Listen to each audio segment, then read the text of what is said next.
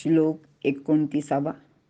प्रकृतेर्गुणसम्मूढा सज्जन्ते गुणकर्मसु तान् कृष्णविदो मंदान् कृष्णविन्न विचालयेत. अर्थ, प्रकृतीच्या गुणांच्या योगाने मोहित असलेले पुरुष गुणांच्या कर्माच्या ठिकाणी आसक्त होतात. त्या मंदबुद्धी अज्ञजनांना पूर्ण तत्वज्ञ पुरुषाने कधीही विचलित करू नये. विवरण: मागील श्लोकात अज्ञानी व अहंकारी लोक स्वतःला प्रत्येक कर्माचा कर्ता समजतात व बंधनात पडतात. मात्र ज्ञानी पुरुष अहंकारापासून दूर राहून बंधमुक्त होतात असे सांगितले आहे. आता भगवंत सांगतात की ज्ञानी लोकांनी कर्मात आसक्त असलेल्या अज्ञानी लोकांचा बुद्धिभ्रंश करू नये. प्रकृतीनुसार प्रत्येकाचे गुण निर्माण झालेले असतात. ती पूर्वजन्माचे कर्मानुसार प्राप्त झालेली असतात. प्रकृतीच्या या गुणांची माणसाला भुरळ पडते. सत्व रजतम या प्राकृतिक गुणांपासून पदार्थात सौंदर्य, उत्तम आकार, रुची इत्यादी अनेक गोष्टी निर्माण होतात. यामध्ये माणूस फसतो व त्या गोष्टीवर मोहित झालेला माणूस त्या गोष्टीचे अधीन होतो. जसे सुंदर स्त्री, दारू, पैसा, एखादी कला, एखादा खेळ इत्यादीचे त्याला जणू व्यसनच लागते. मग तो त्या गोष्टीचे अगदी अधीन होऊन जातो. तो स्वतःचे स्वातंत्र्य गमावून बसतो. त्या गोष्टी वाचून त्याचे अडायला लागते. त्या वाचून जीवन व्यर्थ वाटू लागते. अशी परतंत्र झालेली माणसे त्या गुणांपासून होणाऱ्या कर्मात बुडून जातात. खरे तर सर्व कर्मे गुणांपासून आपोआपच म्हणजे नियतीने ठरवून दिल्याप्रमाणेच होत असतात. पण आपण मात्र त्या कर्माचा लेप म्हणजे हे मी केले असे मानून आपल्याला चिकटवून घेत असतो. त्यामुळे ते प्रकृतीच्या प्रवाहाबरोबर वाहत जाऊन मनःशांती गमावून बसतात. येथे अशा लोकांना अकृष्णविद मंद असे म्हटले आहे. म्हणजे अपूर्ण ज्ञानी म्हणजेच अर्धवट, कृष्णविद म्हणजे पूर्ण ज्ञानी किंवा सर्वज्ञ श्रेष्ठ असे. अल्पज्ञानी किंवा अज्ञानी लोकांना दुःख भोगावे लागते, कारण त्यांचा व्यवहार चुकीच्या पद्धतीने ते करतात. जोपर्यंत मिथ्या ज्ञान त्यांचे मनातून दूर होत नाही तोपर्यंत त्यांना मुक्त होता येत नाही. तसे पाहिले तर हे अज्ञानी लोक प्रयत्न तर खूप करत असतात. एका विचारवंत लेखकाने असे लिहिलं आहे की हे सगळे संसारी लोक पाहिले तर मनात एक विचार येतो की हे लोक रोज किती कष्ट करतात, किती रक्त आटवतात. अगदी 2 गाढवांचा भार पाठीवर घेऊन ते आटाआटी करताना दिसतात. आयुष्यातील त्यांचे सारे कष्ट आणि हाल पाहिले तर एक विचार मनात येतो की हे लोक जेवढे कष्ट त्यांच्या प्रपंचासाठी करतात त्याच्या निम्मे कष्ट देवासाठी म्हणजे परमार्थासाठी केले तर ते ख्रिस्ताहूनही मोठे होतील. परंतु त्यांचे हे कष्ट, ही तपस्या क्षुद्र फळासाठी असते. याच फळाचे आसक्तीने ते वरचेवर बंधनात पडतात. म्हणूनच आसक्ती आणि अज्ञान हे मनुष्याचे बंधनाचे व दुःखाचे मुख्य कारण होते. अशा अज्ञानी लोकांना ज्ञानी लोकांनी 4 उपदेशाचे शब्द सांगून या आसक्ती कर्मापासून मुक्त करावे असाही एक विचार प्रचलित आहे.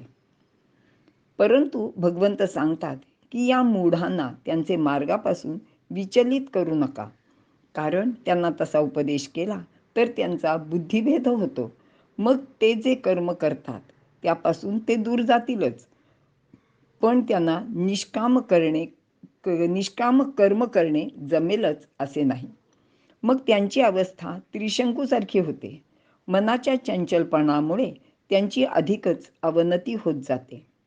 मात्र याच आसक्तीचा त्यांना कडू अनुभव आला तर ते स्वतःहून सन्मार्गाने जाण्यासाठी मार्ग शोधतात. ते सद्गुरूपाशी जातात, सज्जनांच्या शोधात राहतात. त्यांच्या उपदेशाप्रमाणे वागताना त्यांचे मनाला स्थिरता येते. ते उन्नत होत जातात. यालाच आपण आर्तभक्त असे सुद्धा म्हणतो. मात्र ज्यांची एवढी पात्रता नाही त्यांना त्यांचे मार्गाने कर्म करू द्यावे. त्याचे कारण असे आहे की जे लोक अशा गुणांवर मोहित होऊन त्याचे अधीन होतात ते आपल्या त्या त्या गुणांचे किंवा दुर्गुणांचे उदात्तीकरण किंवा कौतुकसुद्धा करताना दिसतात. ते चार लोकात अगदी प्रौढीने सांगतात की अहो मला चहाशिवाय, म्हणजे अगदी सकाळी उठलं की चहा लागतो किंवा दुपारचा चहा मला बरोबर 3:30च्याच ठोक्याला लागतो आणि तो मिळाला नाही तर काही खरं नसतं. अशाच प्रकारचे सुपारी, सिगरेट किंवा इतर जी काही व्यसनं असतात त्यांच्या वाचून त्यांना राहता येत नाही. त्यावेळी ती गोष्ट मला लागते म्हणजे लागतेच. समाजात सामान्य लोकांपासून अगदी स्वतःला शहाणे म्हणून घेणारे लोकही असेच वागताना आपल्याला दिसून येतात. श्रीकृष्णाने दुर्योधन, धृतराष्ट्र यांना त्यांचा दुराग्रह सोडायला सांगितला होता. युद्धात होणाऱ्या भयंकर हानीची, सर्व नाशाची स्पष्टपणे समज दिली होती. त्यांना खूप समजावले, पण त्या दोघांनी आपला हट्ट सोडला नाही. राजाचे अधिकार, भोग, विलास, मोठेपणा अशा प्रकारच्या आसक्तीला ते अगदी चिकटून राहिले. पांडवांशी समेट करायचा म्हणजे स्वतःकडे कमीपणा घ्यायचा. अहंकारी दुर्योधनाला ते शक्यच नव्हते. भगवंताचा उपदेश फुकट गेला. उलट पक्षी दुर्योधन युद्धाचे भूमिकेवर जास्तच ठाम राहिला. भगवंताने स्वतःचा हा अनुभव लक्षात घेऊनच कदाचित येथे असे सांगितले असेल की मूर्ख, दुराग्रही, अज्ञानी लोकांचे नादी लागू नका. भगवंत अर्जुनाला सांगतात की हे कौरव मूढ व दुष्टसुद्धा आहेत. त्यातच त्यांना हुशारकी वाटते. त्यांना सुधारण्याचा किंवा त्यांच्या भल्याचा विचार अर्जुनाने करू नये. त्याऐवजी त्याने आपले कर्तव्य कर्म म्हणजेच युद्ध करावे आणि त्यातच त्याचे भले होणार आहे. इथे थांबूया. श्लोक 30. मयि सर्वाणि कर्माणि सन्न्यस्याध्यात्मचेतसा निराशीर्निर्ममो भूत्वा युध्यस्व विगतज्वरः. अर्थ: माझ्या म्हणजे परमेश्वराचे ठिकाणी अध्यात्मबुद्धीने सर्व कर्म अर्पण करून आशारहित, ममताशून्य आणि संतापरहित होऊन तू युद्ध कर, असे भगवंत अर्जुनाला सांगत आहेत. मागील श्लोकात आसक्त बुद्धीने कर्म करणाऱ्या सामान्य किंवा अज्ञानी माणसांचा बुद्धिभेद ज्ञानी लोकांनी करू नये, तसेच दुराग्रही लोकांना उपदेशसुद्धा करू नये असे भगवंतांनी सांगितले आहे. या श्लोकात कोणतेही कर्म, अगदी युद्धसुद्धा कसे करावे व त्या कर्मापासून कसे सुरक्षित राहावे याबाबत भगवंत उपदेश करतायत. अध्यात्मचेता, आत्म्यावर लक्ष देणारा, ज्याचे चित्त आत्म्यावर स्थिर झाले आहे असा. आत्म्याचे चिंतन करणारा, ज्याचे मनात आत्मा, परमात्मा, परमेश्वर याबद्दल भक्ती आहे असा पुरुष अध्यात्मचेता असतो. तर सामान्य माणूस बहिर्मुखच असतो. त्याचे लक्ष शरीर, भोग, विषय, जग इत्यादीकडेच असते. त्यामुळे तो अंतरात्म्याला पाहू शकत नाही. मात्र कोणी एखादाच धैर्यशाली, बुद्धिमान माणूस मोक्षाची इच्छा करीत चक्षुरादी इंद्रिये स्वाधीन ठेवतो व अंतरात्म्याला पाहतो. तो आत्मचेतसा असतो. तर इतर सर्वसामान्य विषयचेतसा असतात. या विषयांच्या आसक्तीमुळेच माणसाला अनंत दुःखे भोगावी लागतात. अशी माणसे श्रेयसचा विचार न करता प्रेयसचा विचार करतात. श्रेयस म्हणजे मानवाचे कल्याण, मोक्ष, जन्ममरणाचा, दुःखाचा अंत, आणि प्रेयस म्हणजे अनेकविध भोग व विषय जे इंद्रियांना नेहमीच हवेसे वाटतात आणि परिणामी दुःखदायक ठरतात. माणूस कसा प्रेयसाचा विचार करतो, तर आपण भगवंताची भक्ती करतो, भगवंताला हात जोडतो, दर्शनाला जातो आणि त्यावेळी आपल्या मनात अशा संसारातील अनेकविध भोगांची किंवा सुखाची लालसा असते आणि ती आपल्याला मिळावीत असं देवाकडे आपण मागणं मागतो. ठीक आहे. सर्वाणी कर्माणी मयी संन्यस्त. सर्व कर्माचा ईश्वराच्या ठिकाणी संन्यास करणे म्हणजेच सर्व कर्मे ईश्वरालाच अर्पण करणे. माऊली सांगतात, उचित कर्मे आघवी तुवा आचरोनी मज अर्पावी, परी चित्तवृत्ती न्यासावी आत्मरूपी. याचा अर्थ असा आहे की जो स्वतःसाठी कर्म करतो तो भोग वाढविण्यासाठी असते. त्या भोगासाठी ते कर्म करून त्याचा तो उपभोग घेतो. म्हणून त्याला कर्माचे चांगले वाईट फळ भोगावे लागते. परंतु जे लोक केवळ ईश्वरासाठी कर्मे करतात ते फक्त चांगलंच कर्म करतात. ईश्वराला काय आवडते याचा विचार करून ते उचित कर्मच करीत असतात. याच्यासाठी आपल्या अगदी रोजच्या व्यवहारातलं आपण एक उदाहरण बघूया की आपल्याकडे एखादा पाहुणा येणार असेल तर त्या दिवशी आपण त्याला काहीतरी चांगले खायला करतो, त्याची आवडनिवड लक्षात घेतो. किंवा एखादा अधिकारी कोणी प्रतिष्ठित माणूस असेल तर त्याच्या आवडीनिवडीचा आणखी विशेष विचार केला जातो. आणि इथे तर सर्व सत्ताधीश अशा परमेश्वराला काहीतरी द्यायचं आहे, ते जास्तीत जास्त उत्तमच असले पाहिजे असा विचार करून मग जे कर्म केले जाईल ते चांगलेच असेल. हातून अनुचित असे काहीच घडणार नाही. आपण एखादी वेळ सत्यनारायणाची पूजा करतो आणि त्यावेळेला आपण प्रसाद म्हणून शिरा करतो. अनेक वेळा आपण शिरा करतो, पण त्या दिवशीचा जो आपण शिरा करतो तो विशेष काळजी घेऊन केला जातो, कारण तो भगवंताला अर्पण करायचा असतो. आणि मग त्याची चव काही वेगळीच असते. आणि आपण नेहमी म्हणतो सुद्धा की प्रसादासारखा एरवीचा शिरा लागत नाही, कारण त्यावेळेला आपण तितकं चित्त त्याच्यात घातलेलं नसतं. असो, त्यामुळे होणारे कर्म शुद्ध, निर्दोष, पवित्र असते. तसेच परमेश्वर सर्वत्र असल्याने तो आपले कर्म नेहमीच चांगले कसे होईल याचाच विचार करतो. म्हणून परमेश्वरासाठी कर्म करणारा म्हणजे सत्कर्म करणारा उन्नत होत जातो. सर्व कर्म परमेश्वराला अर्पण करणे हा माणसाच्या उन्नतीचा एक सुगम, सरळ व अतिशय उत्तम असा मार्ग आहे. निराशी आशा सोडून दे. माणूस कर्मफलाची आशा धरतो, सुखाची इच्छा करतो व भोगाची अपेक्षा बाळगतो. सुख व भोग आपल्याला मिळण्याबद्दल आग्रह धरणारा माणूस अन्यायाचे मार्गाने जाण्यासाठी सुद्धा प्रवृत्त होऊ शकतो. म्हणून आशेचा पाश तोडावा, कारण आशा व्याली दुःखाते. अशा पाशाने बद्ध झालेले लोक कामक्रोध परायण होतात. विविध विषयोपभोगासाठी द्रव्यादी संपत्तीचा संचय करतात आणि मग त्यामुळे त्याच्या मनात अनंत चिंता उत्पन्न होतात. त्यांची विषयभोगाची इच्छा तृप्तच होत नाही. असे विषयी लोक दुःखभोगी अवनतीचे मार्गाने जातात.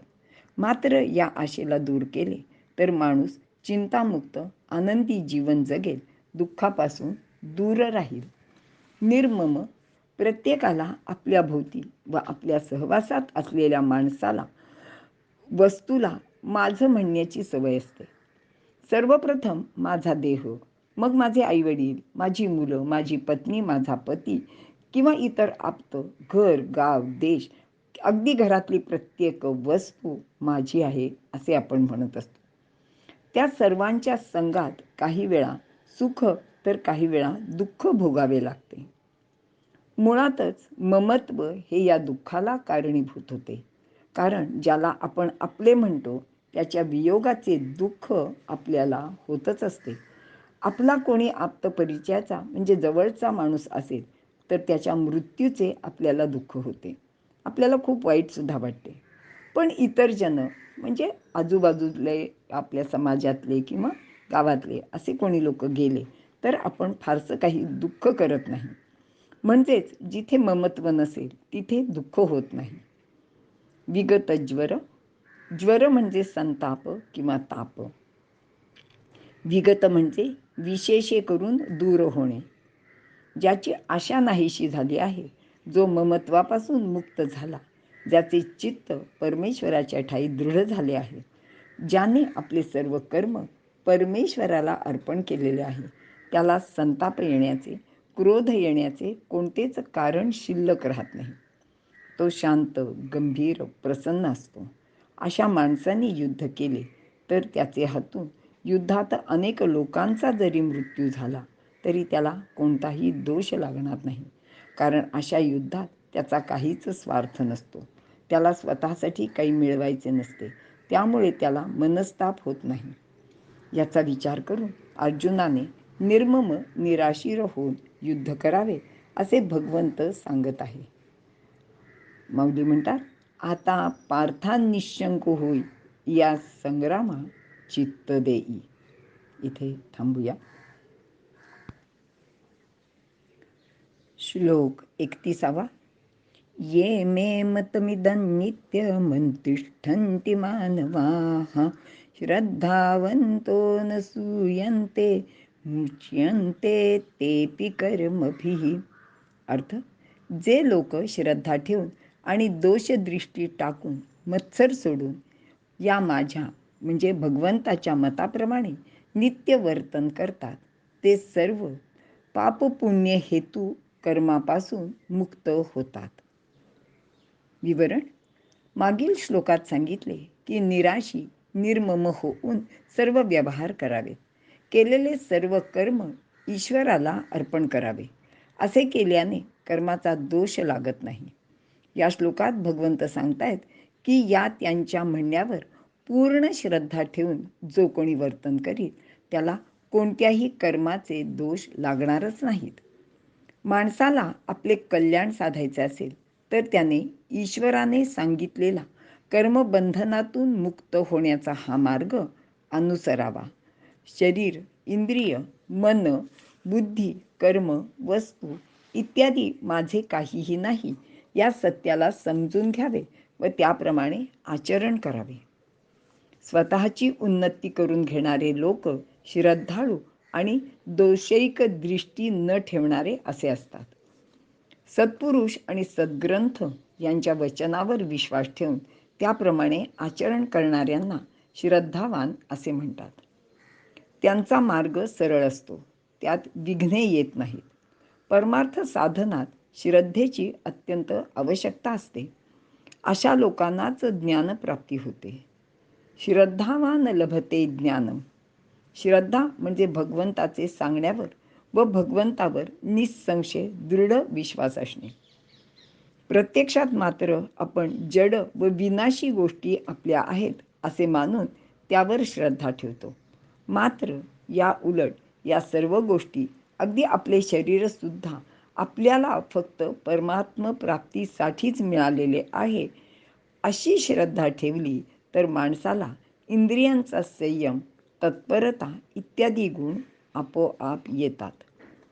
आणि या श्रद्धेच्या बाबतीत प्रल्हादाची गोष्ट आपल्या सर्वांना ठाऊक आहे.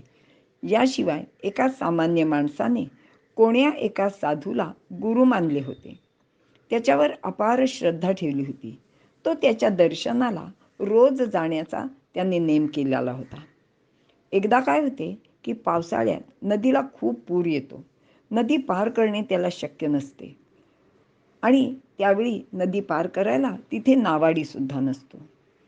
पण त्या माणसाची आपल्या गुरुवर इतकी श्रद्धा असते की तो म्हणतो की गुरु आपले निश्चित रक्षण करील आणि ही नदी पार करण्याचे सामर्थ्य मला देईलच.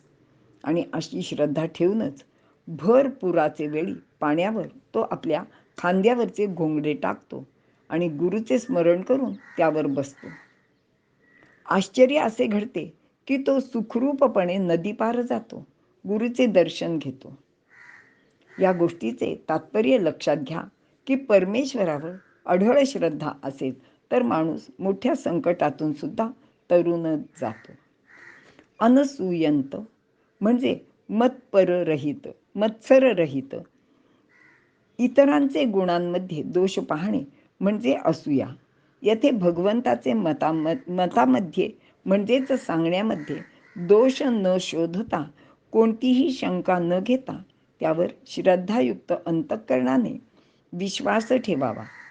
नुसत्या श्रद्धेत दोष असू शकतो, जसे अंधश्रद्धा, पण दोषरहित म्हणजे श्रद्धावान नसूयश्च असा उल्लेख भगवंताने केला आहे. दोषविरहित दृष्टी असहज श्रद्धा हवी. प्रत्येक कर्म परमेश्वरासाठी करीत असण्याची श्रद्धा हवी, तरच ते कर्म जास्तीत जास्त चांगले होते, ते निर्दोष होते. मग सहजच ते कर्म म्हणजे योग होतो. आपण देवाला फुले, तुळशी, बेल, दुर्वा इत्यादी अर्पण करतो, पण ते सर्व चांगले, ताजे, निवडलेले असले पाहिजे. तुटलेली, सुकलेली किंवा शिळी फुले आपण देवाला वाहत नाहीत. तसेच शिळ्या किंवा खाऊन उरलेल्या पदार्थाचा नैवेद्य सुद्धा आपण भगवंताला दाखवत नाही. चांगली असलेली गोष्टच देवाला अर्पण करायची. याचप्रमाणे आपले कर्म जर देवाला अर्पण करायचे असेल तर ते सत्कर्मच हवे. श्रद्धायुक्त अंतःकरणाने केलेले कर्मच सत्कर्म होत असते. आपल्या व्यवहारात कधी जर दूध उतू गेले तर आपण सहज म्हणतो, जाऊ दे, कृष्णार्पण झाले.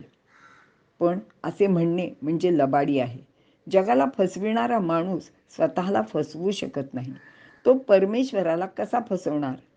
कारण कसं आहे की जे दूध उतू जातं ते काय आपण भगवंतासाठी अर्पण करत नाही. खरं तर ते आपल्या चुकीमुळे, आपल्या दुर्लक्षामुळे उतू गेलेले असते आणि मग आपला हा दोष लपवण्यासाठी आपण कृष्णार्पण असे म्हणतो. पण ही अत्यंत लबाडीच आहे. अशा कर्माचे फळ त्याला भोगावे लागते. मात्र सावता माळ्यासारखा कर्मयोगी संत प्रत्येक गोष्टीत विठ्ठलालाच पाहतो. त्याला कर्माचे बंधन होऊच शकत नाही. म्हणूनच सर्व कर्मे श्रद्धायुक्त अंतःकरणाने केवळ परमेश्वरासाठीच करावीत. असूयेला दूर सारावे, कारण त्याने स्वतःलाच दोष लागतो. इथे थांबूया. श्लोक 32.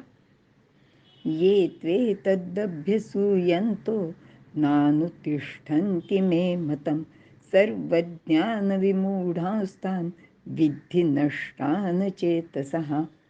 अर्थ, पण जे लोक यामध्ये दोषच पाहतात आणि भगवंताचे मताप्रमाणे वागत नाहीत, ते अज्ञानी सर्व ज्ञानाच्या बाबतीत विशेष मूढ असल्यामुळे नाश पावतील, असे अर्जुनाने लक्षात घ्यावे, असे भगवंत सांगत आहेत. विवरण पाहूया. या श्लोकात भगवंताचे मतामध्ये दोष पाहणाऱ्याला सर्व ज्ञान विमूढ असे म्हटले आहे. हे लोक अहंकाराने मूढ होतात. काही लोक धर्मसमूढ चेताः म्हणजे धर्माच्या खोट्या अभिमानाने मूढ झालेले असतात, तर काही सर्व ज्ञान प्राप्त केल्यानंतर मूढ होतात. ते कसे, याचे उत्तर या श्लोकात दिले आहे. वरील 2 श्लोकात सांगितल्याप्रमाणे न वागता भगवंताच्या या मताबद्दल आकस बाळगतात. त्याबद्दल त्यांना असूया किंवा मत्सर वाटत असतो. ते लोक सर्व ज्ञानाविषयी मूढ विचारहीन झालेले असल्याने नष्ट होतात.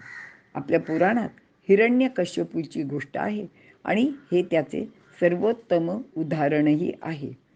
याने स्वतःसाठी तप केले, भगवंताला प्रसन्न करून घेऊन विविध प्रकारचे वर मागून घेऊन अमर होण्याचा प्रयत्न केला. तो स्वतःला सर्व शक्तिमान समजून स्वतःचीच पूजा करून घेऊ लागला. त्याचे राज्यात प्रजेला भगवंताचे नाव घ्यायला सुद्धा बंदी होती. मग त्याचेसाठी कर्म वगैरे गोष्टी तर दूरच राहिल्या. त्याने भगवंताचा द्वेष केला व शेवटी तो भगवंताचे हातूनच नाश पावला.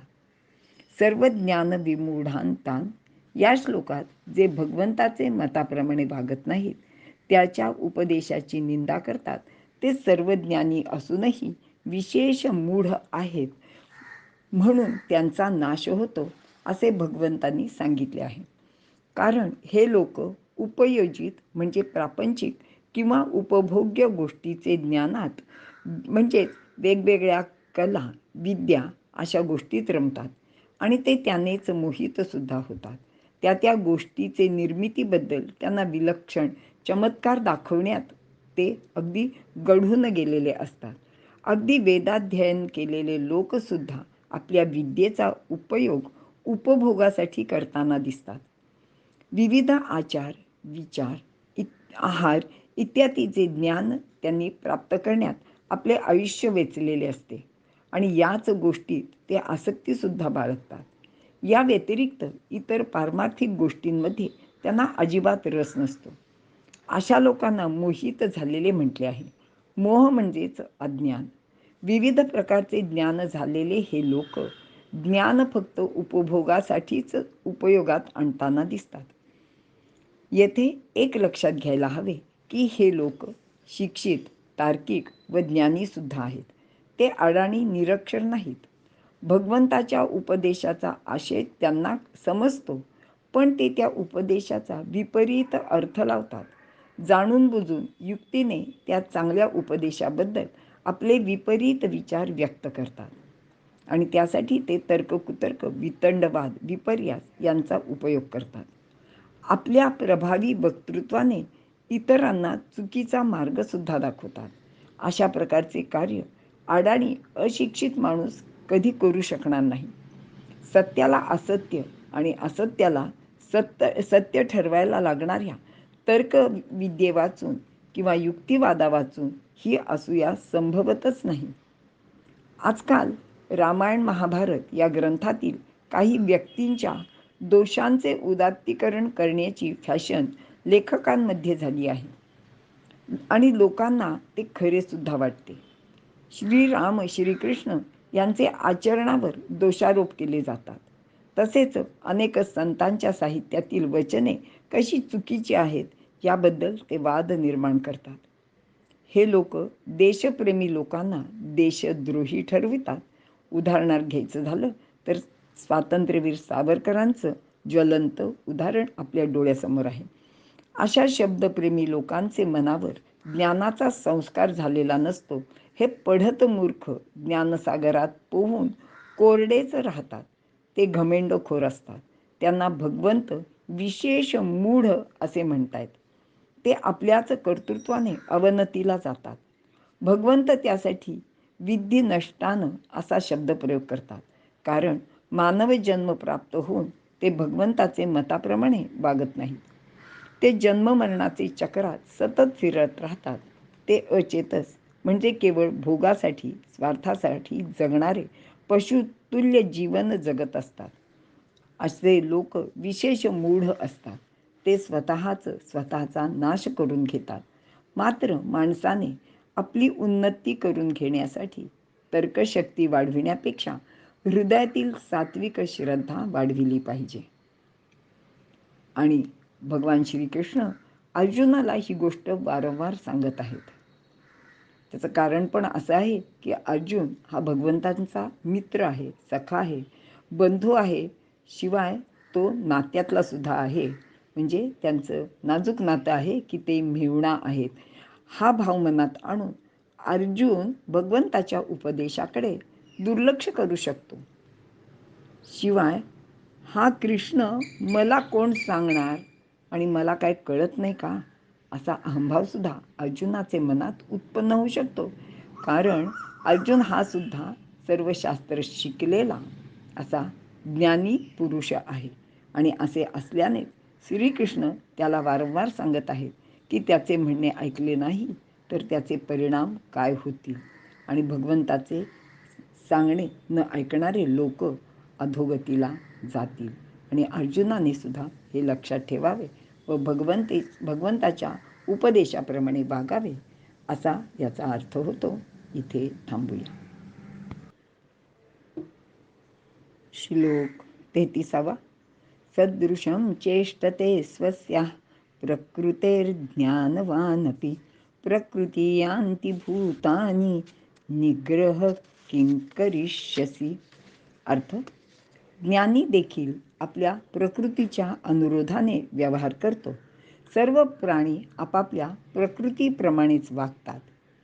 तेथे नुसता निग्रह काही करू शकत नाही किंवा निग्रह काय करणार असे भगवंत म्हणत आहेत. विवरण: ज्ञानवान मनुष्य आपल्या प्रकृती स्वभावानुसारच कार्य करतो असे या श्लोकात सांगितले आहे. ज्ञानी माणूस स्वभावाविरुद्ध हट्टाने काही करू गेल्यास त्याचे ते कार्य त्याला करणे सहज शक्यही नसते. सदृशम चेष्टते स्वस्याः. प्रत्येक प्राणी मात्र आपल्या प्रकृतीनुसार कर्म करतात.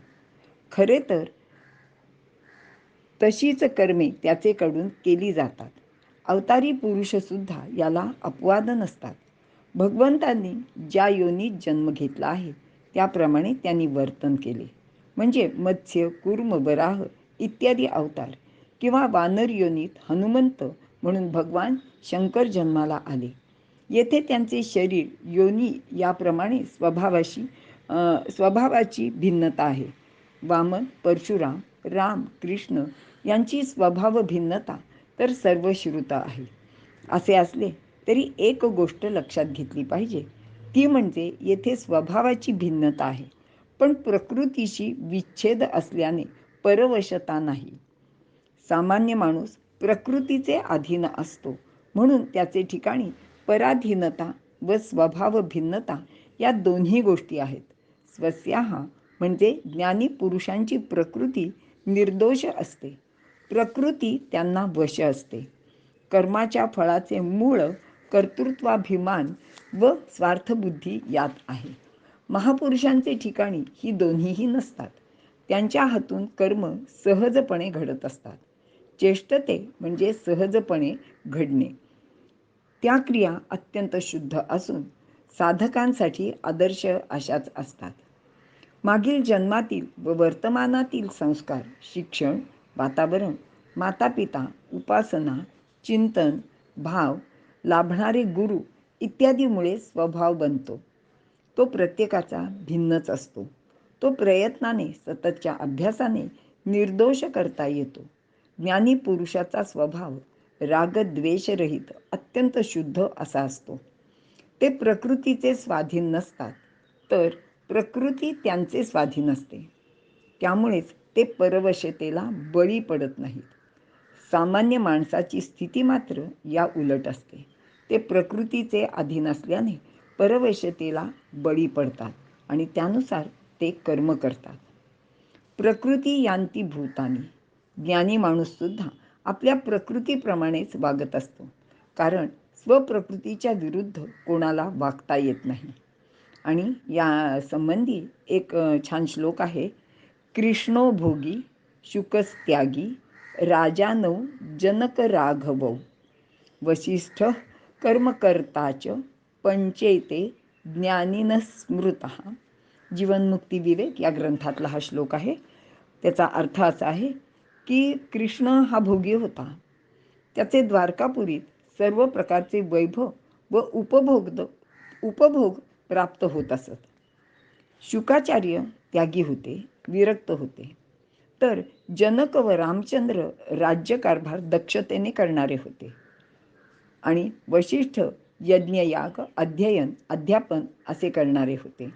आणि हे पाचही जण ज्ञानी होते, पण आपापल्या प्रकृती स्वभावानुसार वरीलप्रमाणे ते भिन्न भिन्न कर्म करीत होते.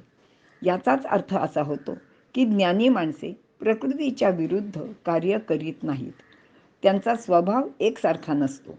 सामान्य माणसाला आपल्या स्वभावानुसार कर्म करीत असतानाच स्वतःच्या उन्नतीचा मार्ग शोधावा लागतो. ज्ञानी माणसांचा विचार येथे पाहिला तर निसर्गातील पंचमहाभूते सुद्धा याला अपवाद नाहीत. जसं पाणी वरून खालीच वाहते, वारा एका जागी स्थिर राहणार नाही, तर तेज म्हणजे सूर्य हा नेहमी व्यक्त होत असतो. अशीच गोष्ट प्राणी व वनस्पतींची सुद्धा आहे. जसे सिंह व वाघ कधीही गवत खाणार नाहीत, तर गाय शिकार करणार नाही. चिंचेच्या झाडाला किती काळजी घेतली तरी आंबे येणार नाहीत, कारले गोड असणार नाही. असेच माणसांचे बाबतीत सुद्धा असते. सात्विक, राजस, तामस या भिन्न प्रकृतीची माणसे त्यांच्या त्या गुणाप्रमाणेच वर्तन करीत असतात. अर्जुन राजस प्रकृतीचा आहे. तो जन्माने क्षत्रिय आहे. युद्ध करणे हा त्याच्या प्रकृतीचा स्वभावच आहे. म्हणून त्याने युद्धाला कितीही नकार दिला तरी त्याची प्रकृती त्याचेकडून युद्ध करूनच घेईल. ज्ञानदेवांची ओवी ऐकूया. उत्तरू वैराटीचा राजा, पळता तू का निघालासी झुंजा, हा क्षात्र स्वभाव तुझा, झुंजविलं तुझं. म्हणजे उत्तरू वैराटीचा म्हणजे विराट देशाचा राजा हा रणांगणातनं पळून निघाला होता.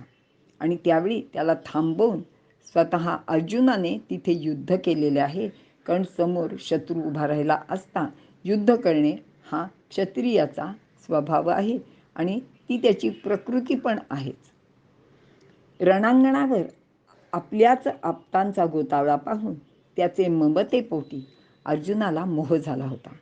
पण त्याचा खरा प्रकृती धर्म त्याला युद्ध करायलाच लावेल असे भगवान श्रीकृष्ण सांगत आहेत.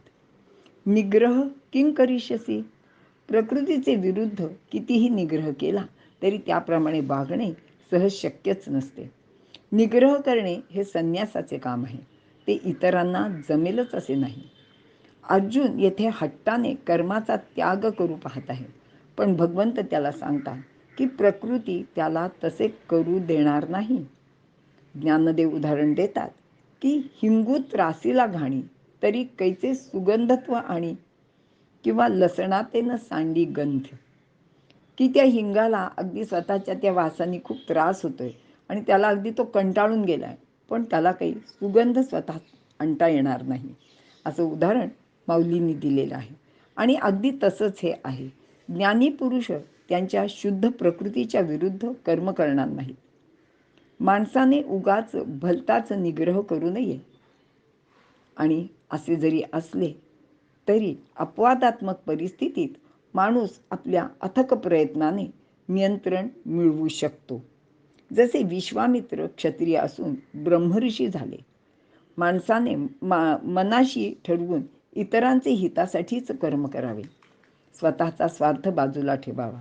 जसे नदीचा प्रवाह रोखता येत नाही, पण त्या पाण्याचे पाट काढून ते पाणी आपल्याला हवे तिथे हवे त्या दिशेला वळवता येते, तसेच स्वभावानुसार कर्म करताना इतरांच्या हिताचा विचार करावा आणि आहे त्या परिस्थितीत स्वतःची उन्नती करून घेत सतत प्रयत्नाने माणसाने आपला श्रेयस मार्ग जो आहे तो निवडायलाच हवा. इथे थांबूया.